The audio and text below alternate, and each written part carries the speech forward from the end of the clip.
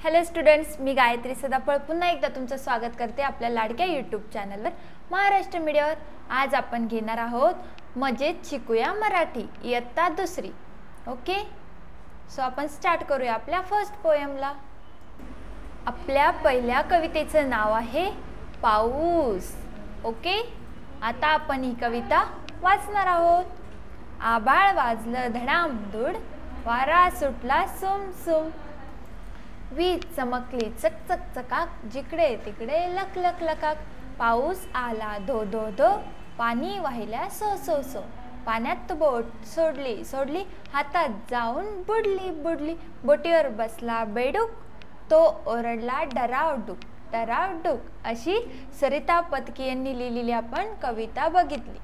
आभाळ वाजलं धडामधूड म्हणजे आपलं आभाळ कसं वाजतं, धडामधूड। वारा सुटल्यानंतर कसा आवाज येतो, सू सू। वीज चमकली चक चक चकाक, वीज कशी चमकते, चक चक चकाक, जिकडे तिकडे लक लक लकाक, कसा उजेड पडतो वीज चमकल्यावर, लख उजेड पडतो। पाऊस आला धो धो धो, पाऊस कसा येतो, धो धो। पाणी वाहिल्या सो सो सो, पाणी कसं वाहतं, सो सो सो। पाण्यात बोट सोडली सोडली, आपण त्या पाण्यामध्ये काय सोडतो, बोट सोडतो। हातभर जाऊन बुडली बुडली, किती जाऊन बुडली, हातभर जाऊन बुडली बुडली।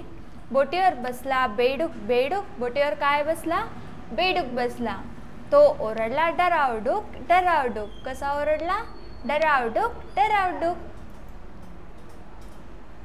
आता ही पोयम तुम्ही म्हणून पहा। ह्या चित्रामध्ये बघा, बोटीवर काय बसलेला आहे, बेडूक बसलेला आहे, जो कसा करतो, डरावडूक डरावडूक।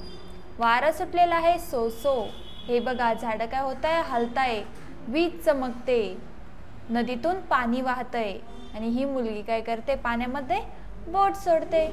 पुन्हा भेटूया आपण आपल्या दुसऱ्या कवितेमध्ये। Okay student, so thank you.